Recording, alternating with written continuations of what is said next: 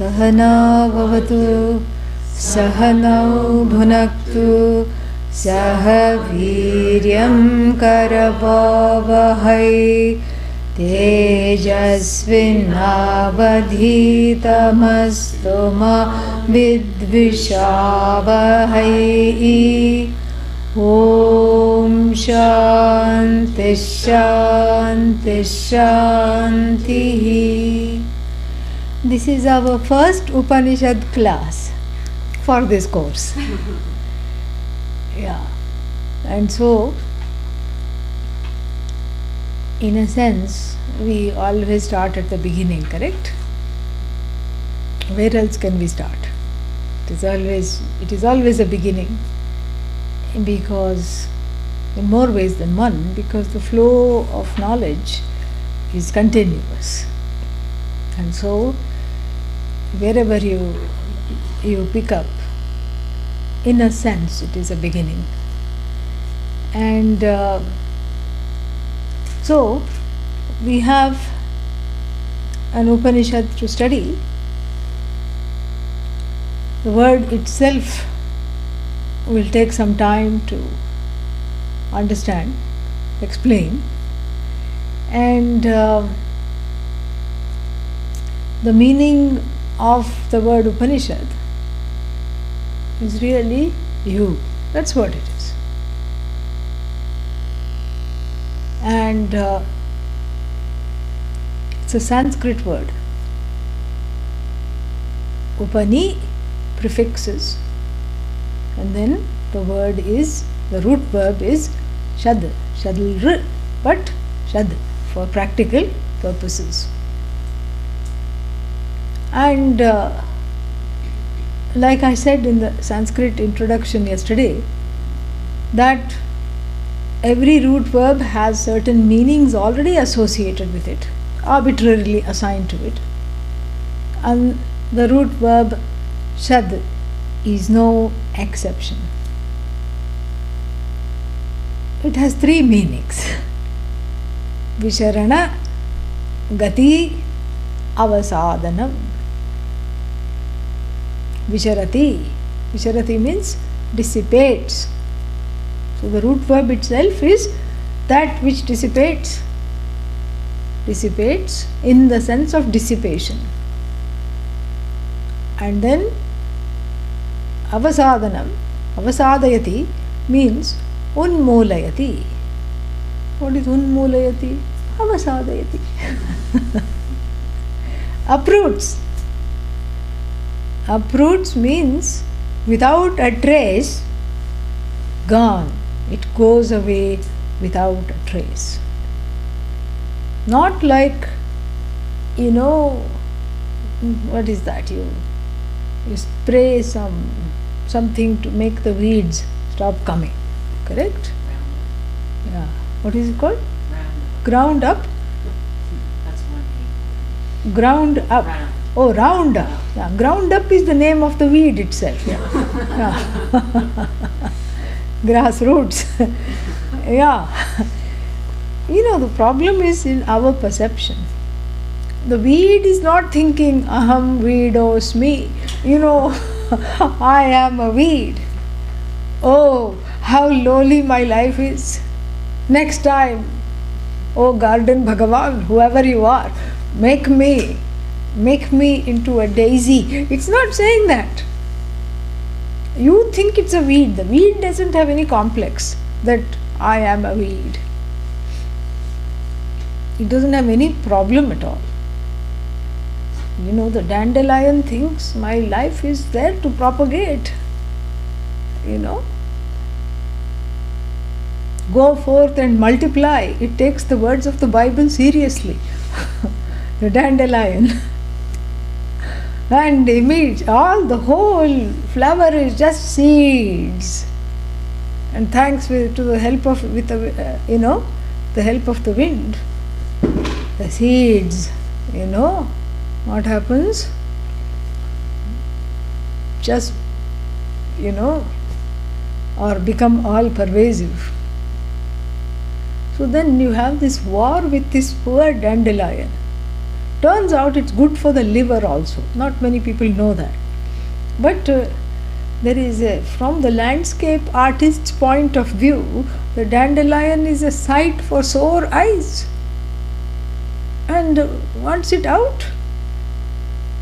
How to do the avasadhanam, the landscape artist is thinking. And so, what is that? Yeah, so something you spray. You try to round it up, and then after that, it prevails. 3 months later, its descendants greet you as soon as you leave the front door. The descendants are also, they're not upset. You killed my great granddaddy. It's not, they're not saying that. They are there and they are greeting you. Lots of descendants. And so therefore the root verb shad here, visharati would have been enough. Means that which makes it go away, like round up. Round up also makes it go away. No, avasadayati, unmulayati, that which uproots. So when you take it out from the root, there is no chance for it to come back. Correct? So that is the second meaning of the word shad here. But what is it eliminating, dissipating? What is it uprooting? And the third, we'll come back to that. Let's see the third meaning. Gamayati. Visharana avasadana gatyarthe. So gati means going, gamanam. So first it dissipates, destroys without a trace, and then gamayati, causal, takes you somewhere. Where does it take me? What does it destroy? What does it uproot? Very wonderful and very pertinent questions. And those questions are what the Upanishad, here the subject matter, that is what it reveals. Where does it go? Who is taking who where? And what is being destroyed? And what, more importantly, what is being uprooted without a trace? So that is the word shad. We'll come back to all this. Then the word shad has two prefixes. You know the word prefix, right? Yeah, the word pre in the word prefix is a prefix. So upa and ni are prefixes. Upa, samipe. Whenever you use upa, it means near. Like the word for glasses, upanetram. Correct? Yeah. Meaning what? Close to the eyes. Yeah. It could be contacts, closest in the sense, or it could be, sitting on the nose, close to the eyes. Upanetram. So upa means samipe, near. And the word ni, nishchayena, definitely. Now even more intriguing. What does it destroy? What does it dissipate? Where does it take? And what is near? And what is definitely? It's a very interesting thing. So since the meaning of the word Upanishad, I said the purport and the meaning of the word Upanishad is you. That is how we began this talk. It is you. It is me. Yes, it's all about you. In fact, it's the most authentic autobiography of the self, the Upanishad. All other autobiographies are written, they are lies. They're full of lies. And they all, unfortunately, read alike. very similarly. I'm no good, I'm an idiot, I'm sad, mad, bad, I don't have this, I don't have that, I don't have enough. I need some more things to make me complete. I'm incomplete. I'm riddled by fear. I'm riddled by sorrow. These are the autobiographies of the self, written by all the jivas. Yes, especially when they enter into the human incarnation. One is a weed, one is not a problem.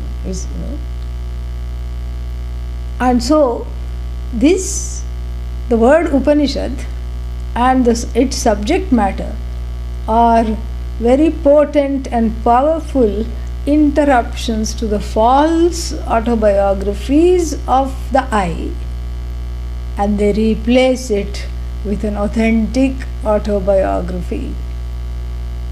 Now one may ask, and very, pertinently, one may ask, how is this for, so many selves are there? There are 7 billion people on the earth. How can you say that there can just be one autobiography for all of the people? How is that even possible? How is that, how is that understood? How is that possible?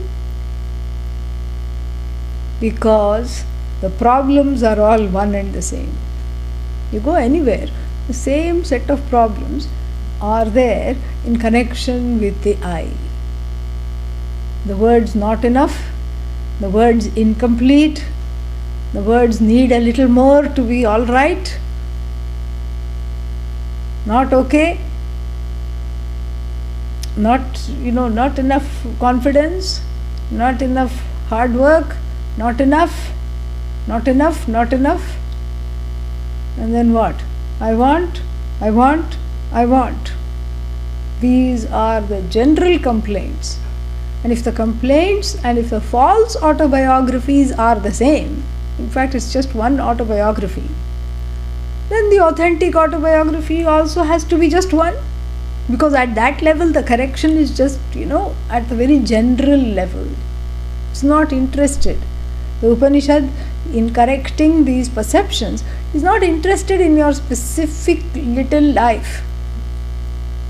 The things that are the part of Facebook updates and tweets. This is what people tweet about. Every minute of the day they keep, churning out something. I did this, I had that, I made this, I ate this. That's not the subject matter of the, that is not the subject matter of the Upanishad.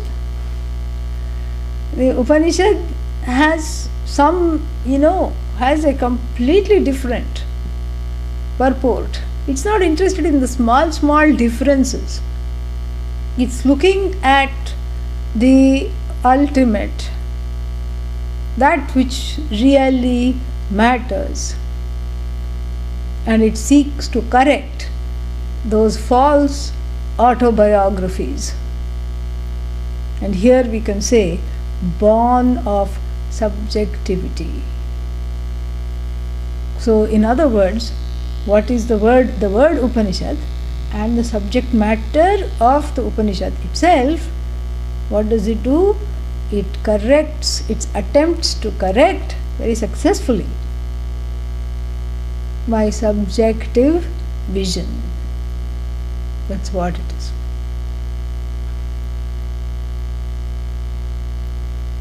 And what is the meaning of the word subjective vision? Subjective vision in Sanskrit is called mithya within mithya.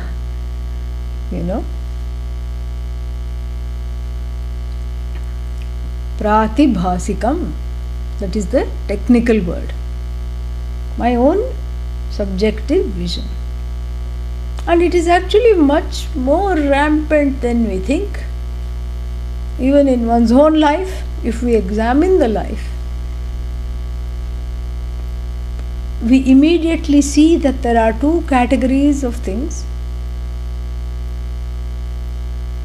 One is, it is there, and because it is there, I see it. Right? It is there. I can't sort of deny that it is there. I see the stump of a tree, and if I say there is no stump of a tree and keep walking, what will happen? Yeah, you will have to go to critical care. Yeah, that's what will happen. You cannot say that. And similarly in India, if you're driving and you say there are no potholes, there are no potholes. Potholes, what potholes? Mithya potholes. And after that you will have to make a mithya phone call to a mithya chiropractor, and then go sit on the lie down on the mithya table and get some mithya bones, mithyaically fixed. That's what it is. You can't, it is there and therefore I see it. It is there, it is there. Yes. And that includes all the objects in this universe called the Jagat. So many things are there, it is there, it is there, it is there. I have no, I have no choice but to accept that it is there and to interact with it, whether I want it or not. Sometimes I have to interact with things and people and situations. This is also mithya. More about that later. Let's not get confused right on the first class itself. We'll leave the confusion for the later classes. So this is also called mithya.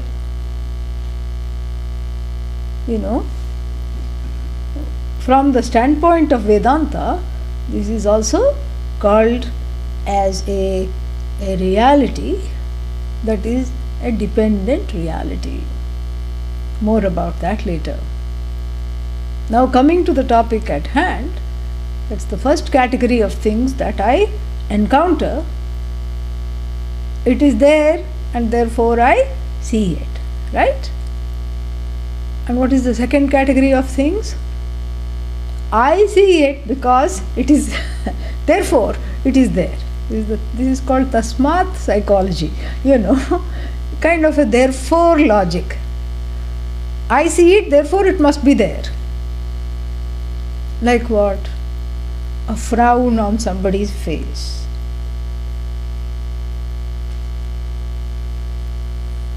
I go to see my friend, and my friend has a frown. I meet a frowning friend, and immediately what happens? The smiling friend has now become what? Frowning friend? Scowling friend? And immediately what happens?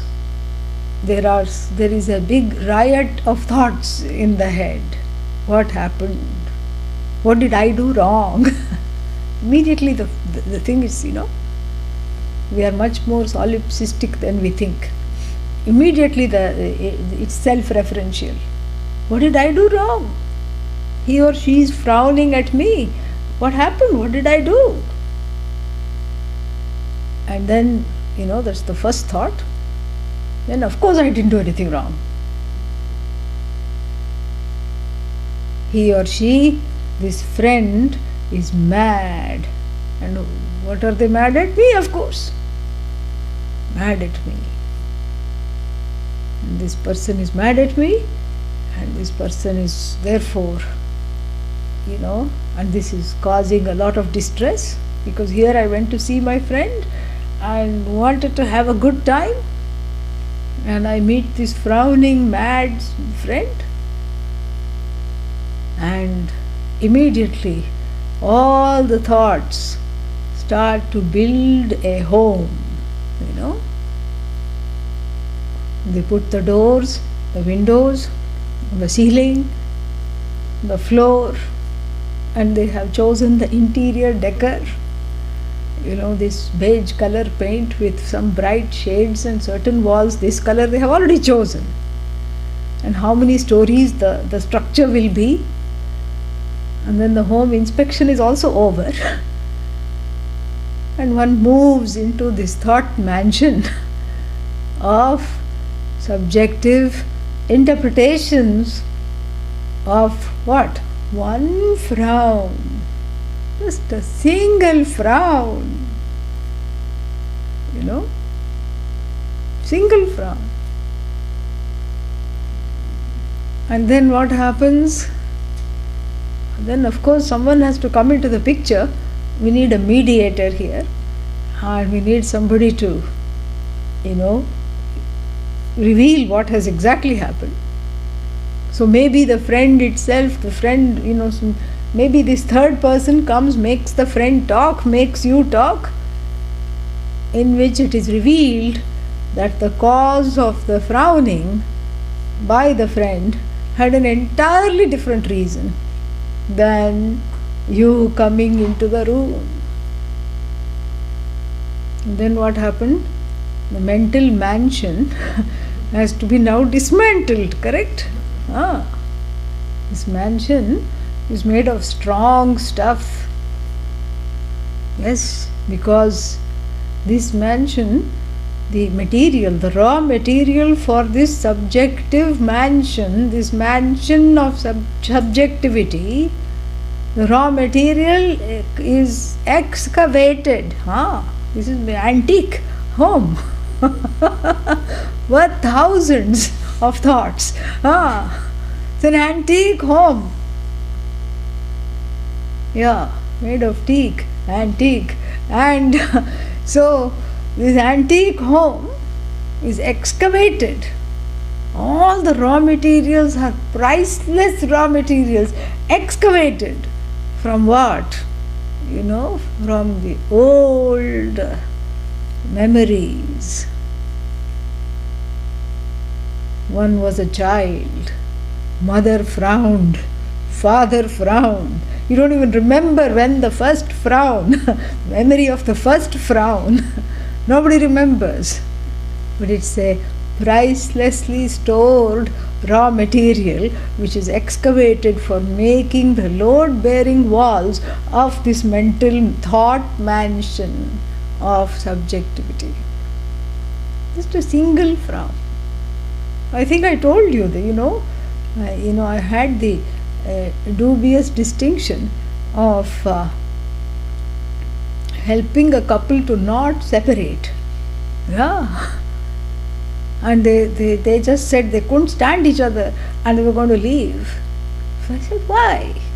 And she said, whenever he sees me, he makes a face. I said, why? Why do you make a face? He says, I never made a face. It's her in her imagination, I never made a face. And then he made a face. Thank God it happened in front of me. And she said, there, see, he's making a face. And then it turned out that they had just moved to a new place and he had terrible allergies and he didn't know when the sneeze was coming. So he was keeping on waiting for that sneeze to come. So it's like that. The thought mansion is active. The thought life is active. And thoughts are active. Even before I know I have a thought, even before that thought, that I have a thought, thoughts are already completely proliferated. And this is just one small example. Like this, we have many, many, many thought mansions.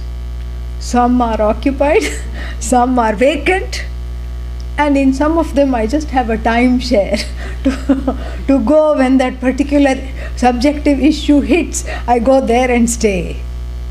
Where all the blinds are drawn, gloomy, sit and cry. So, in the head, there are multiple thought mansions. And then as soon as I dismantle one, because I understand, this is foolish, what am I doing to myself, what am I doing to all my loved ones, why am I doing this?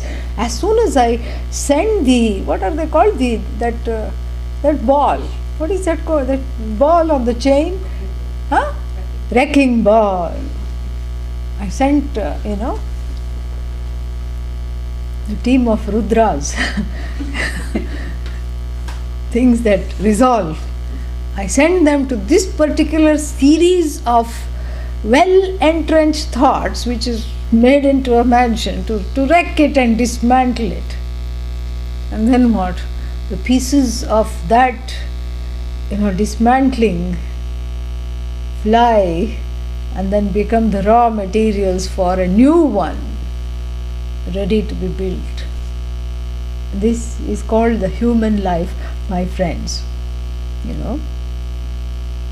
And if you are a Hindu, we will say this also happens life after life after life. There is this burden of subjectivity that I carry. Why? Because I don't know. That's what. Why is there subjectivity? Because there is no objectivity. Because I don't know the truth. I don't understand the truth. So that truth, if I have not understood, it is overlaid with a series of my own perceptions. This is what the problem is. Sthanureva Purushaha. There is a very interesting statement. And this we have discussed on many occasions. This woman moves into a new neighborhood, is unpacking the whole day, chances to look out of the window, there's a man. 2 o'clock she sees there's a man outside, shady fellow, in the woods. And then what? 4 o'clock she looks out, still he's standing there. 6 o'clock she looks out, it's starting to get dark, he's still standing there. She says, this new neighborhood is not at all safe. Oh my God, what to do? Finally she calls the police. When it's 7 o'clock and dark, she calls the police. The police come and shine the flashlight on the man. And who does this man turn out to be? A stump of a tree in the shape of a scary looking fellow. And then when the flashlight is shown on this man, the man is dismantled and then in his stead, what is there? Vrikshaha. Not even Vrikshaha. Sthanuhu. Sthanuhu means a stump of a dead tree, lightning struck it or something happened. Or it was came down parts of it came down in a hurricane and it's just standing there. Another piece of it. Or it got burnt down in the lightning, something. Now the question is, where did the man go? Where did he go? And what is the answer? If you are a Vedantin, this is the answer. The man went to the same place where the snake went when the snake was revealed to be what? Rope. Yeah. So the man and the snake went to the same place, became friends. What do you mean, where did he go? Was he there to begin with? No. So the question of where did he go only arises if he was really there. Correct? No, but he was really there because she kept looking out of the curtains and getting scared. Where was this man located? Where? Yeah, in between the temples. In the thought mansion of her own life, thought life. And so this is what, the thought mansion, the production of this subjectivity. Subjectivity is the cause of sorrow, but especially if it is let loose and it is made into a builder, becomes a real problem. And so this subjectivity, when it is let loose to keep on building, builds towers of tears and fears. That's all it knows how to do. sad mansions. Like I told you, everything, all the blinds are drawn and it's permanently, there's a rain cloud on top of it and it's raining. Sad mansion or haunted houses. That's all it builds. You go inside and something catches. You go inside and you're afraid. And you go inside and then there are all these whoo noises. Haunted house. I have never understood why people pay to go into those things and get scared. Even near our Sailorsburg ashram, there is one old kind of a condemned motel. It's condemned on 364 days a year, but on the 365th day, on Halloween, and maybe just 2-3 days before that, it becomes alive. And they put all these ghosts coming and catching. I'm imagining, I've never gone there. I've only, when you take the highway, when you take the exit and then you turn over there, that's why I have seen that. Haunted house motel. And people stand in a line, pay money in order to get scared. I've never understood, because life itself is so scary because the subjective perceptions very effectively keep building a series of haunted houses and sad leaky mansions. This is what the whole problem is. This is the problem with what? This is the problem with life. This is the problem with subjectivity. And this is why the Upanishad is needed. And now we get a clue. What does it Visharati? What does it Avasadayati? What does it clear up? It clears up the subjective mansions, the thought worlds all come down like a domino effect. One comes down, the other comes down, the third comes down, the fourth, and very soon it's just, no more subjectivity, no more fears, no more useless projections based on these raw materials. And the raw materials we will look into, unpack a little more later. No more raw materials means what? No more new construction based on the old raw materials, correct? Yesterday I told you, old wine in new bottles. How do you spell wine? W-H-I-N-E. Okay? That's what it is. So no more raw material, no more new constructions, new projections, and no more fears, no more sorrow. And so therefore the third meaning of the word Shad is what? Gamayati, takes you by the hand. Where? Back to yourself. Brahma Gamayati. The word for self is Brahma, Brahman. Brahma Gamayati. Why Brahman? The root word Brih means vast, limitless. And that is you. You are free, you are whole, you are limitless. And if I am not able to see that, that means there is something obstructing my view, and that has to do with the subjective mansions of fear and despair, which have to be brought down by that which is the agent, which is called Upanishad. Upa means by taking you to that which is the closest to yourself, definitely brings down these mansions of subjectivity. Very beautiful. So really speaking, it is Upanishad because it makes you shed the subjectivity. So the word Upanishad has a sense of an agent. It has a suffix, a silent suffix. What is that? Quip. Quip is not Q-U-I-P, but Sanskrit. Quip pratyayanta. This is, it does something to the word which makes it an agent that destroys all subjectivity. You know, this is what is the thing. You don't see it, but it has that effect. Like even, thinker, correct? Hearer, what do we have here? ER, which is the agent noun. But take the word cook. Cooker? No. Only cook. What happened to ER?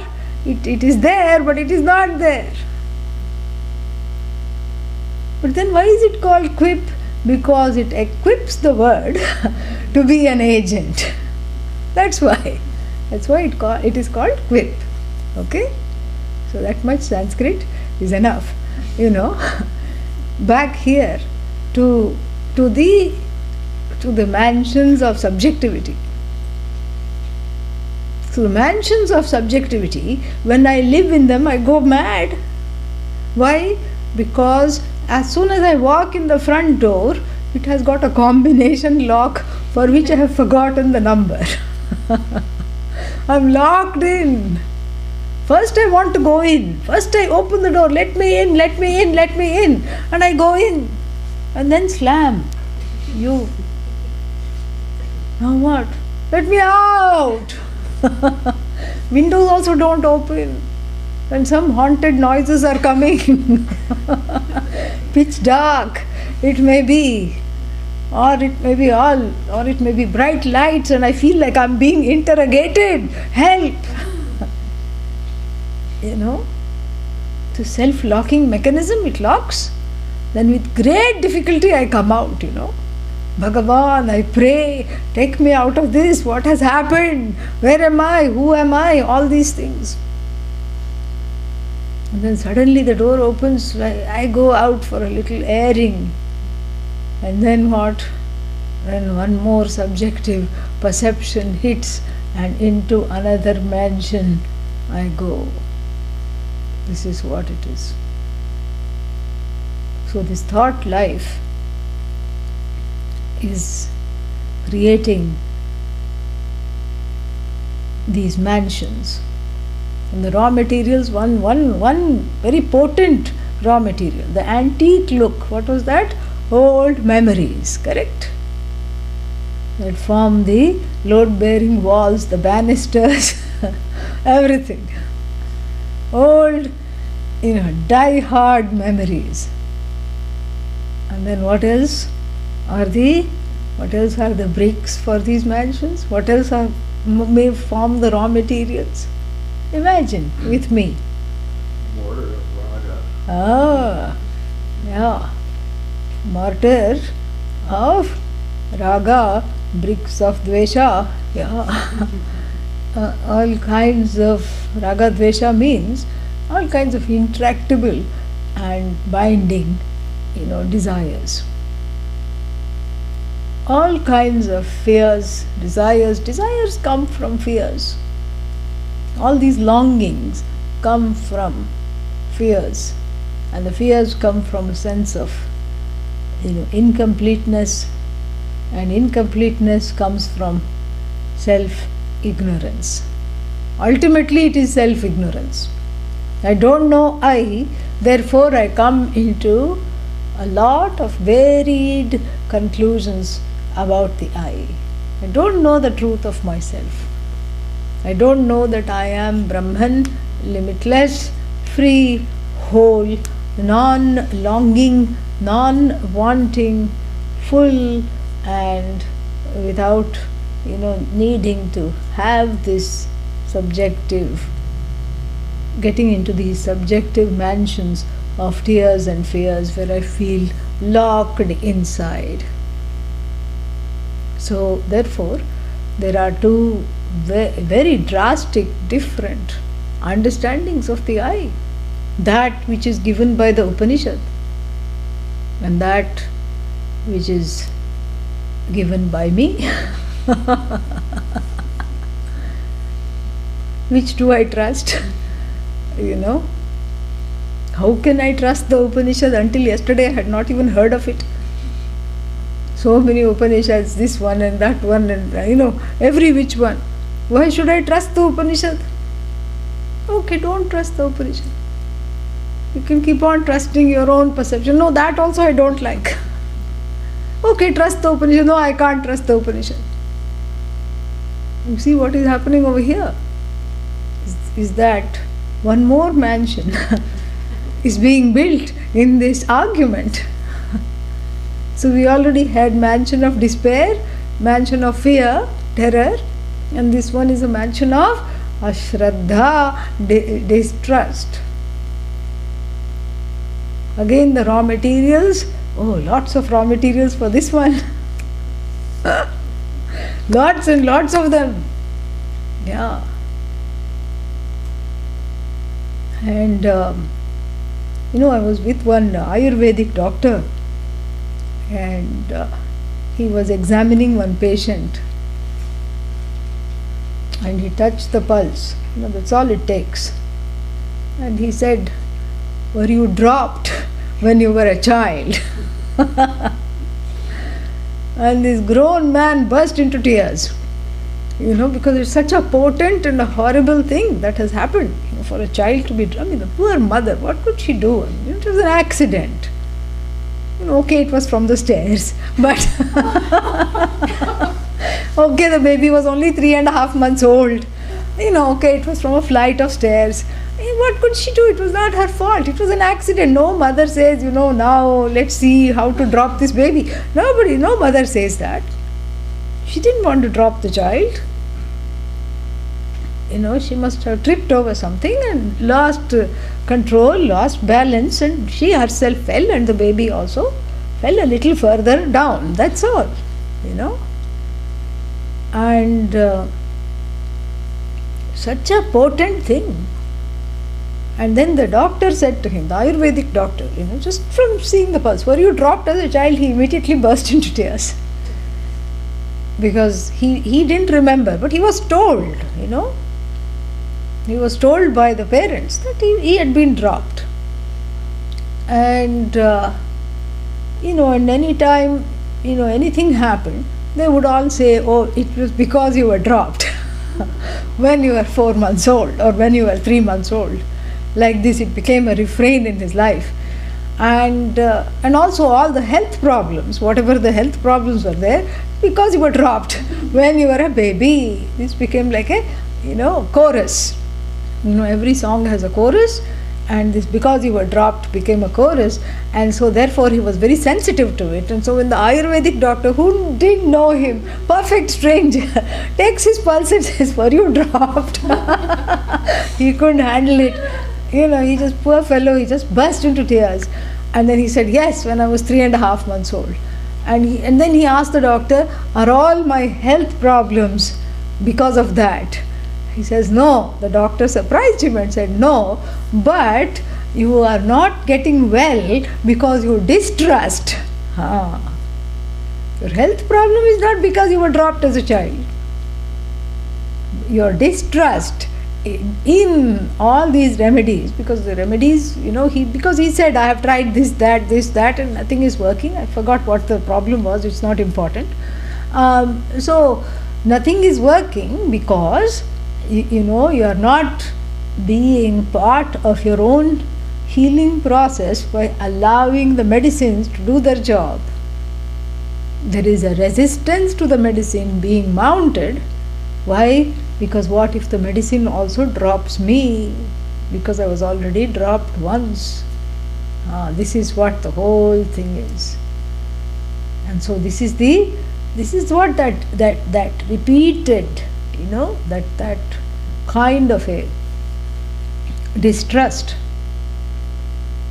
And even though it was extreme in this story, in his case, everybody has it.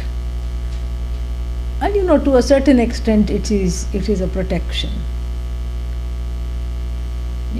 That's what we tell children. Don't go with strangers. You have to tell the child.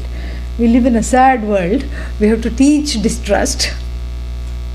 Don't go with strangers. Especially if they give candy. Don't go with them. Like this you have to tell. And to a certain extent, like I said, we teach distrust. And I suppose, it is to a certain extent healthy in its own convoluted way, because we have some, some need for it in the contemporary world. In order to survive, one needs to be vigilant, and one cannot just be gullible and, trust everything. But then it is also a big bane, because it becomes an autoimmune condition. Nowadays there are all these diseases for which there is no cause, no cure. Autoimmune, meaning that certain parts of the body attack each other. The body starts to attack itself. The immune system attacks itself. So all the healthy things it attacks.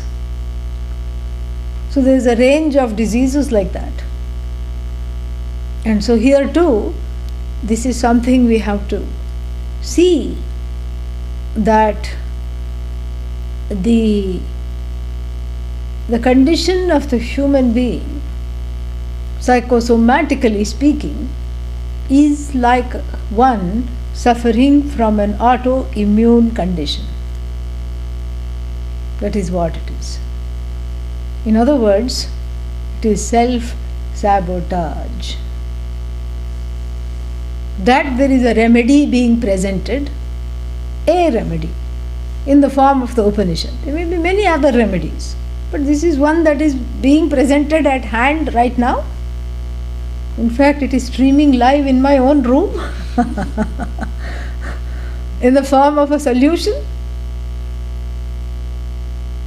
And it looks to be better than those mansions of what? Doubt and despair that I have going on in the head, which is making me go round and round in circles. And I said, like I said, if you are familiar with the Hindu religion, life after life as well. So then, what kind of an option is this? Is this even an option?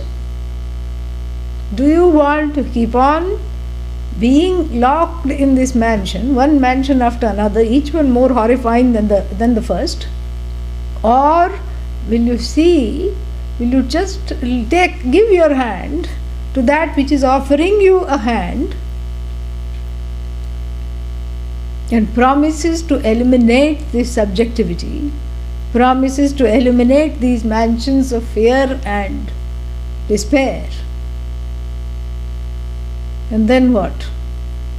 Promises to repatriate you back to yourself, a self that is not wholly unfamiliar, because you meet and greet this self regularly at night, when in nidravastha, in sleep. That's why nobody wants to wake up, because it is so wonderful. That's why everybody wants to continue sleeping, and except that one cannot continue to be sleeping even in the waking state.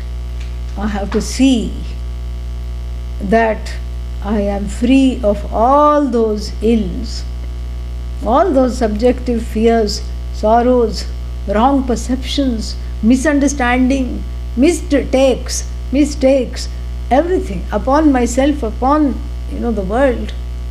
I have to be able to see this. And so here is a remedy that is being offered,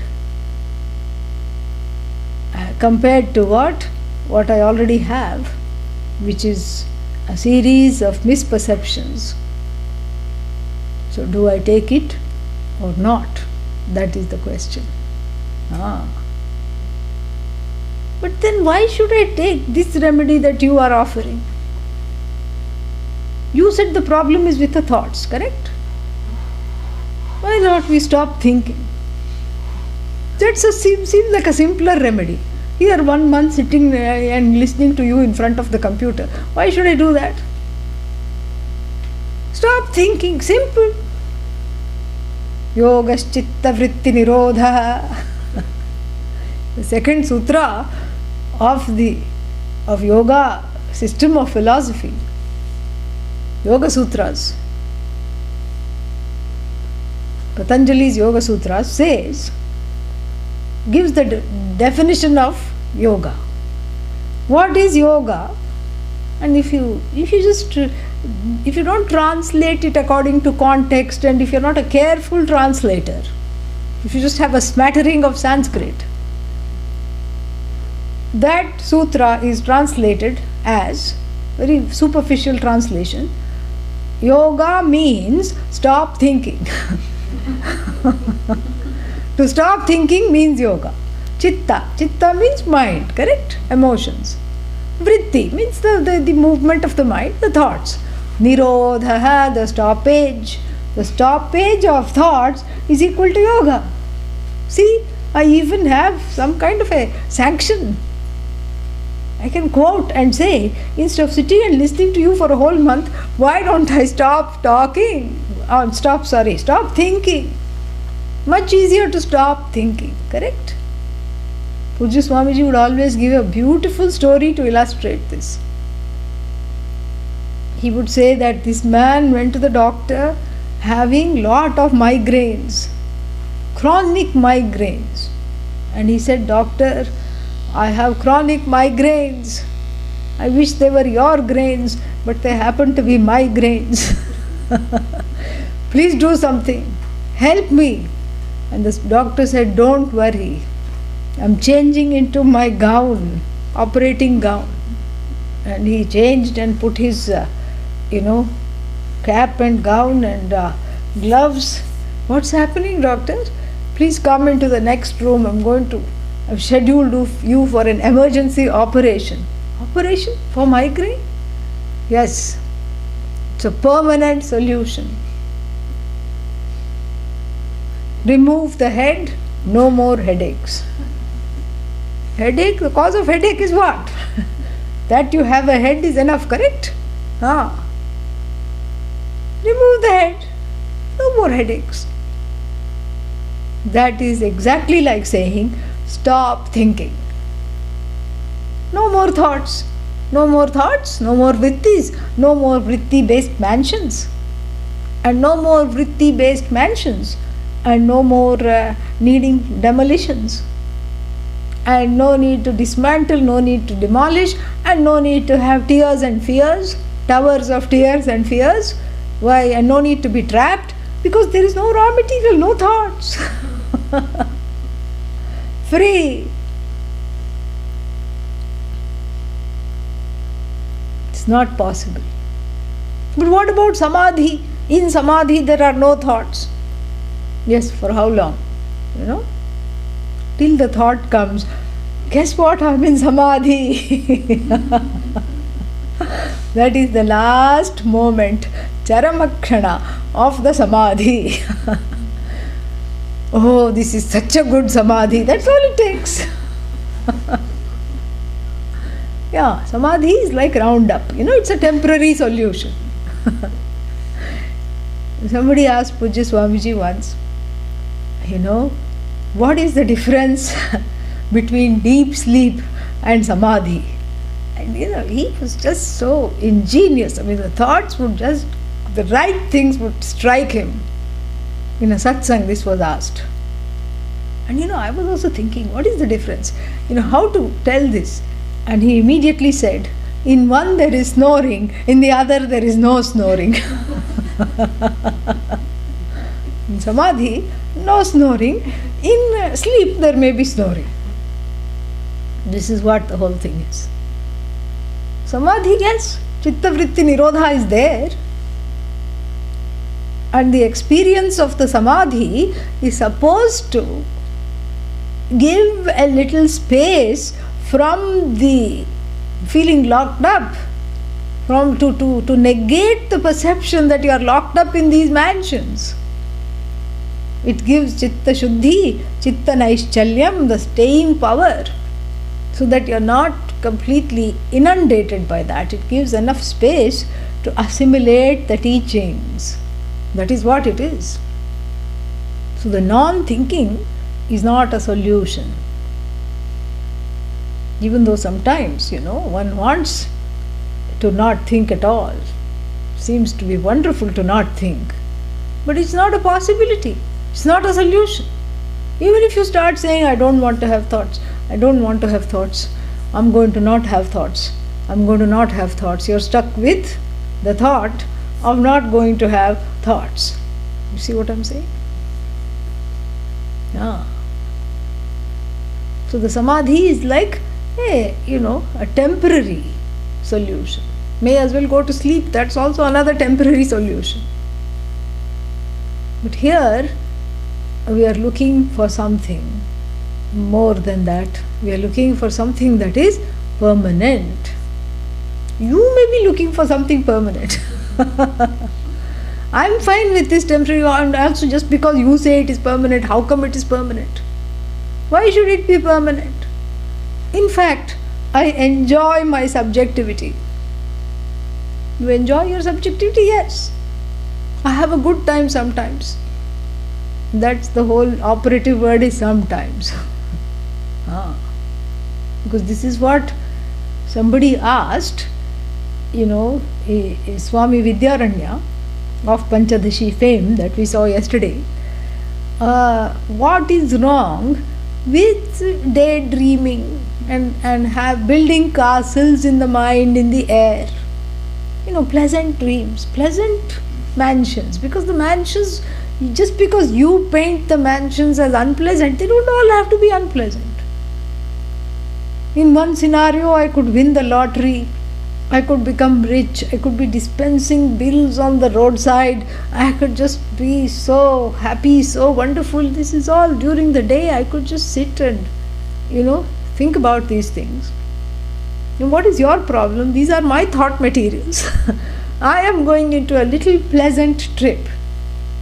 Because I can't afford a holiday, I'm going on a mental holiday. And what is your problem? Why do you want me to give some other solution? Study the Upanishad, do this, do that, and just because it is there and all these things. And Swami Vidyaranya calls this manorajya, daydreaming. And Swami Vidyaranya cautions. Why?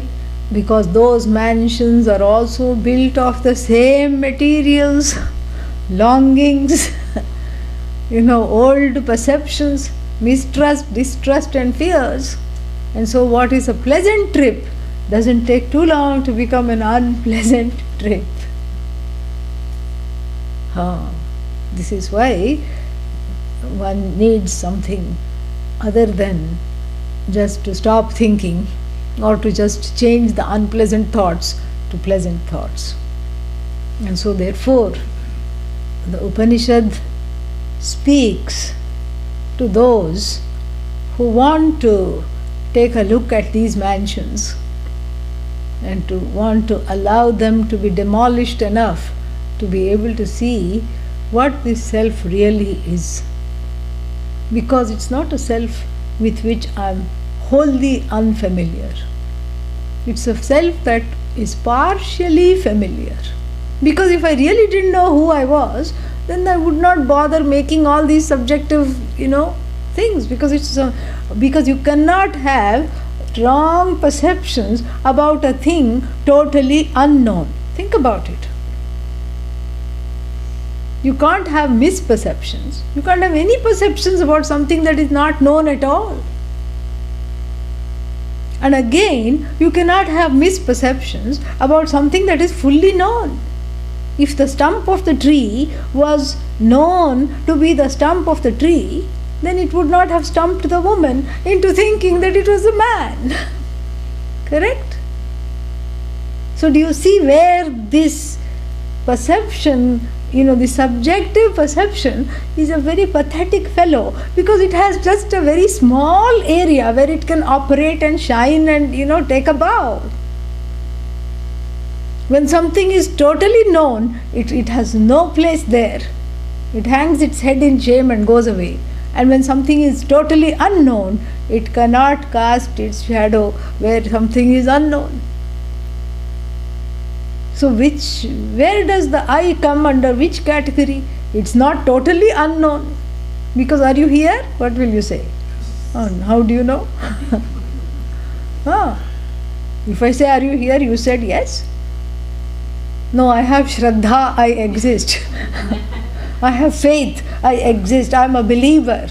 In what? In my own existence. Who talks like that? You don't say, I am a believer in my own existence. I exist, I know. And then what? So you cannot say that self is unknown. Neither can you say the self is known. Because if the self were known, then, there would not be these mansions that I myself want to demolish.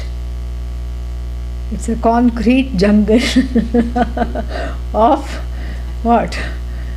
Of all things that are not concrete.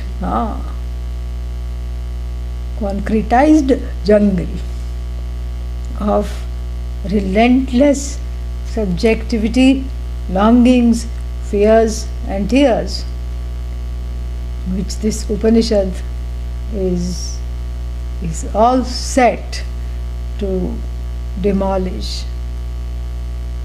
So what other choice do we have? So the self is partially known. I know I am. That I am, I know. Therefore, if you ask, are you here? Yes, I will say yes. But do not ask the next question. What is the next question? Who are you? What are you? Because then I will say, how much time do you have? How much time do you have? I was on a Greyhound bus. Greyhound? Yeah. Greyhound bus going from here to California. I had to do some ritual for somebody. I was going there and somebody was sitting next to me, and the person said to me, I'm having a bad day. I said, oh really? Tell me about it. How much time you got? How much time you got to listen to me? I said, well, we are 1 hour into the journey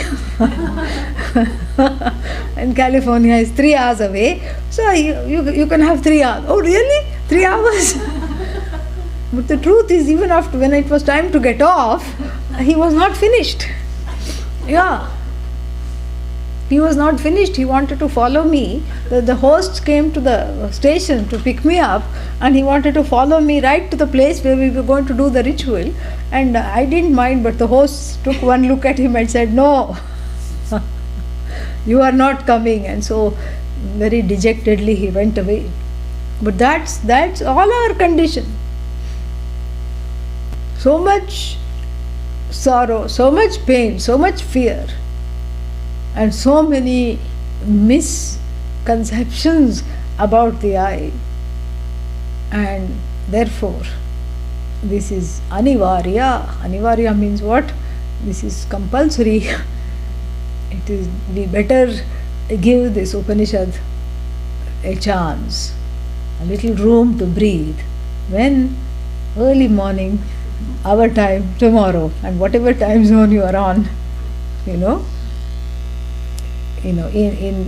12 hours, we'll be studying this again. We'll delve into this a little more. Okay? So I will say the closing prayer, and then it will be time for meditation. Correct? Today we have meditation. Om Purnamadah Purnamidam Purnat Purnamudachyate Purnasya Purnamadaya Purnameva Vashishyate. Om Shanti Shanti Shanti. Harihi Om Shri Gurubhyo Namaha. Harihi Om. How are you, Noora? Good.